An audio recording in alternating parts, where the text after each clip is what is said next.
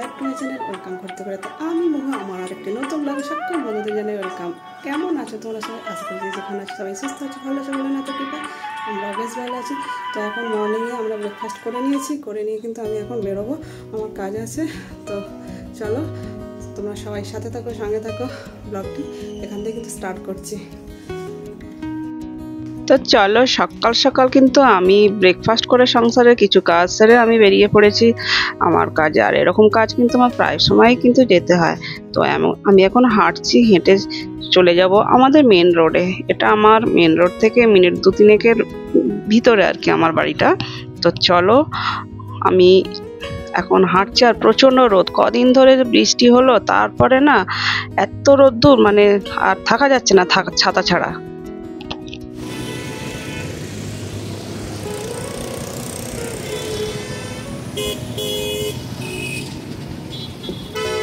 চলো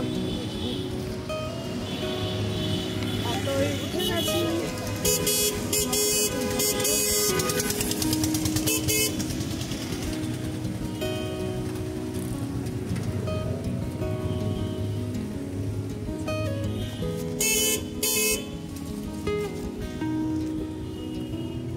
চলো এবার ছাড়ো।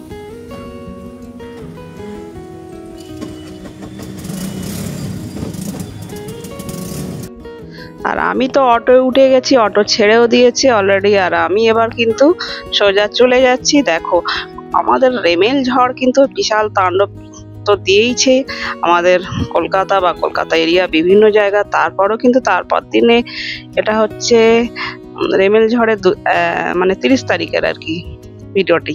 তো প্রচুর রোদ্দুরের মধ্যে দিয়ে কিন্তু আমি যাচ্ছি। আর জানো তো আমি তো অটোয় করে যাচ্ছি, আর কি সুন্দর দেখো বৃষ্টি হলো, রেমেল ঝড় আমাদের দিল। আর আমাদের যখন বৃষ্টি ঝড় আর মেঘ হয় না, আমাদের মন কিন্তু খুব ভারাক্রান্ত হয়ে ওঠে। তারপরে কিন্তু এই যে রোদ্দুর উজ্জ্বল আকাশ, আমাদের কিন্তু মন একটা বিশাল, মানে কি বলবো, মনের একটা বিশাল ফ্রেশ মাইন্ড, মন অটোমেটিক চেঞ্জ হয়ে যায়। আর রোদ্দুর আমাদের কষ্ট হয় ঠিকই, কিন্তু রোদ্দুর বেরোলে কি হয়, আমাদের মনটাও সবসময় ভালো থাকে। আর আমি এখন চলেছি, আর তোমরা কিন্তু সবাই সাথে থাকো, সঙ্গে থাকো, আর ভিডিওটি কিন্তু কন্টিনিউ করো, কেউ স্কিপ করে দেখো না। আশা করি তোমাদের ভালো লাগবে। তো আমি কিন্তু অটো থেকে অলরেডি নেমে পড়েছি, নেমে কিন্তু এখন আমি যাব কিন্তু বেশ কয়েকটা কাজ নিয়ে এরকম বেরিয়েছি। তো প্রথমে যাব ব্যাংকের কাজ সারবো। আর ব্যাংকে তো আমাদের ভিডিও শ্যুট করতে দেয় না, তো তোমাদের সেটা শেয়ার করতে পারলাম না। এবার যাব কিন্তু আমি এটিএমে। এই সময় কিন্তু এখন সকাল ওই বেলা 10:30 বেজে গেছে, 11:45 এখন। তো এখন টাকা ফেলছে, যার জন্য এখন এটিএমে ঢুকতে দিচ্ছে না। আমি ঢুকেছিলাম কিন্তু টাকা ফেলছে বলে সবাইকেই বের করে দিয়েছে। আবার টাকা ফেলে চলে গেলে আমরা কিন্তু টাকা তুলতে পারবো, যার জন্য আমরা সামনেটা দাঁড়িয়ে ওয়েট করছি। আর মিস্টার মন্ডল ওই সময় একটু ছিল সঙ্গে, তারপরে ও চলে গেছিল ওর কাজে। তো আমি এবার আমার এটিএমে টাকা তোলা হয়ে গেছে। আর এরকম কাজ কিন্তু ঘরের বাইরের কাজ আমাকে প্রায় সময় করতে হয়, আমাকে দুদিক ম্যানেজ করে সব সময় চলতে হয়, ঘর এবং বাইরে। তা চলো আমার কাজ এখানে কমপ্লিট হয়ে গেল। তারপর কিন্তু আমি ওইদিকে ব্যাংকের আর এটিএমের কাজ সেরে আমি চলেছি আর একটু অন্য কাজে। আর আমি যখন এইদিকে আসি কাজের জন্য, একসাথে অনেকগুলো কাজ নিয়ে কিন্তু আসি। কেন কি এক রাস্তায় গেলে কি হয়, অনেকগুলো কাজ একসাথে করলে সুবিধাটা আমারই হবে, যাতে দ্বিতীয় দিন আমাকে না যেতে হয়। কেন কি আমার পরিবারে আমি ছাড়া আমার এইসব কাজগুলো করার বা দেখার কেউ নেই। কেননা সবাই যে যার কাজে ব্যস্ত, আমাকে আমার কাজ ছাড়াও এই কাজগুলো এক্সট্রা আমাকে করতেই হয়। আর পরিবার তো আমার, সংসার আমার, পরিবার সবটাই আমাকে দেখভাল যখন করতে হবে, তার দায়িত্বটা আমারই বুঝে চলতে হবে। এরপর কিন্তু আমি চলে যাচ্ছি আর একটা অন্য জায়গায়, যেখানে আমার কিছু কাজ আছে। আর এই রোদ্দুরে দেখছো তো ছাতা মাথায় দিয়ে একাই যাচ্ছি আমি, এইভাবে আমাকে একা একা যেতে হয়। আর এখন কিন্তু বেলা 1টা বেজে গেছে, রাস্তায় কিন্তু একটা লোকও নেই। আর আমি অলরেডি চলেও এসেছি ওই জায়গাতে। এখানে আমার কিছু কাজ আছে, কাজগুলো মিটিয়ে আর আমি তারপরে বাড়ির উদ্দেশ্যে রওনা দেব। তারপর কিন্তু আমি বাড়িতে এসেছি অনেকটা বেলায়, প্রায় 2:30 বাজে তখন বাড়িতে এসেছি। আসার পর বাড়িতে এসে পুজো দিয়েছি, বৃহস্পতিবারের পুজোটাও দিয়ে দিলাম। তো পুজো দেওয়া আমার হয়ে গেছে, আর এইদিকে কিন্তু আমি আজকে রান্না করে যেতে পারিনি, জানো তো।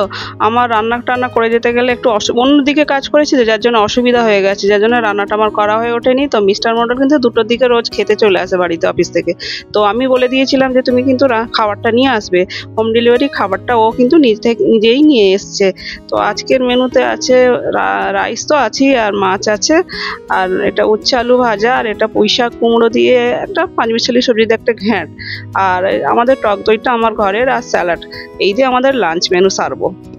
এরপর কিন্তু আমি খাওয়া দাওয়া করে একটু রেস্ট নিই, তারপর আমার কিছু কাজ থেকে সেগুলো আমি করেছি। আর এইদিকে সন্ধ্যা হয়ে গেছে, সন্ধ্যাবাতি দিয়ে আমরা কিন্তু চা খেয়ে নিয়েছিলাম, মিস্টার মোল্লা তার মধ্যে কিন্তু চলে এসছে।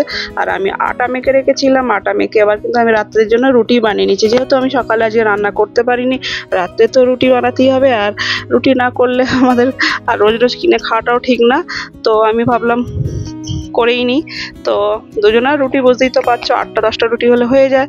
তো আমি আটা মেখে রেস্টে রাখার পর একটা বেশ কিছু আগে বেলে নিয়ে তারপরে এইভাবে রুটিটা আমি করে নিচ্ছি। আগে আমি ভেজে নিই, এরভাবে ভেজে নেওয়ার পর তারপরে সেঁকে নেব বেশ কিছু রুটি এইভাবে। আর একদিকে কিন্তু চাটুটা কিন্তু আমি আর একদিকে বসিয়ে দেবো তাওয়াটাকে, তাতে কি হয় রুটিটা বেশ সুন্দর ফোলে আর কি। এইভাবে একটা একটা করে রুটি কিন্তু মানে আমি আগে ভেজে নিই, তারপরে এইভাবে পুড়িয়ে নিই আর কি। দুপিঠটা আমরা পুড়িয়ে না হলে খেতে পারি না রুটিটা। আর আমাদের এমনি দুপিঠ ভাজলে কি হয়, কাঁচা লাগে, মনে হয় খেতে একটা কেমন অস্বস্তিকর লাগে, যার জন্য আমরা এইভাবে রুটি পুড়িয়ে নিই। বিশেষ করে আমি এরকমভাবেই রুটি বানাই। তো দেখছো তো প্রত্যেকটা রুটি কি সুন্দর কলা ব্যাঙের মতো ফুলছে, দেখতে কি ভালো লাগে না রুটি ফুললে, লুচি ফুললে। তো এইভাবে রুটিগুলো কিন্তু আমি করে নিলাম। তো আমার তো রুটি হয়ে গেছে, এবার এই ঘুগনিটা কিন্তু আমি গরম করে নেবো। ঘুগনিটা কিন্তু আমার আজকের নয়, এই ঘুগনিটা আমার কালকের সকালে আমার ব্রেকফাস্টে একটু বেশি করেছিলাম, সেটাই রেখে দিয়েছিলাম ফ্রিজ থেকে বের করে। এটা ভালো করে ফুটিয়ে নিচ্ছি। আর কি বলো তো, দুজন খাবো তো একটু বেশি কিছু করলে আমি এইভাবে রেখে দিই, এইভাবেই ম্যানেজ করে চলি সংসারটা আমার। আমাকেই যখন করতে হবে সব রান্না কাজ, না করলে খাওয়া হয় না। দেখতেই তো পেলে সকালে রান্না করতে পারিনি, খাবারটা আমাদের কিনে খেতে হয়েছে, এরকম মাঝে মধ্যেই কিন্তু আমাদের হয়। তো ঘুগনি রুটি আর মিষ্টি এই দিয়ে কিন্তু আমাদের রাতের ডিনারটা চলে যাবে।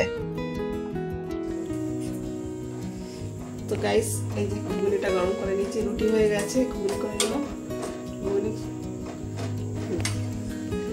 ঘুগনি রুটি আর মিষ্টি এই দিয়ে রাতের ডিনার সেরে নেব। আর সকালবেলা থেকে কি বলতো, অনেকটা ঘুরেছি, রোদ্রে কাজ ছিল যেহেতু বাইরে, ঘুরে বিকেলে এসে 3টের পর ভাত খেয়েছি। শরীরটা আর চলছে না, তারপরে ভিডিও পাবলিশ করতে হয়েছে, ভিডিও পাবলিশ করেছি। সন্ধ্যাবেলা কিছু কাজ ছিল সেগুলো করেছি, করে এই রান্নাঘরে এসেছি। তার মধ্যে সন্ধ্যাবেলা চা খেয়েছি, চাগুলো হয় আর কি, যেগুলো করে আর পাচ্ছি না। দেখছো তো ঘেমে যাচ্ছি পুরো, দেখছো আমি কীভাবে ঘামছি, এরকম আমি ঘামি। তো ভিডিওটি আর টানছি না, এখানে কিন্তু ভিডিওটি এন্ড করছি। আর আমার ভিডিও যদি তোমাদের ভালো লাগে প্লিজ বন্ধুরা একটা লাইক করে দিও, চ্যানেলটাকে সাবস্ক্রাইব কমেন্ট করে দিও, আর শেয়ার করে দিও সবাইকে, যাতে আর যারা আমার চ্যানেলকে সাবস্ক্রাইব করে রেখেছো অলরেডি তাদের অনেক অনেক ধন্যবাদ।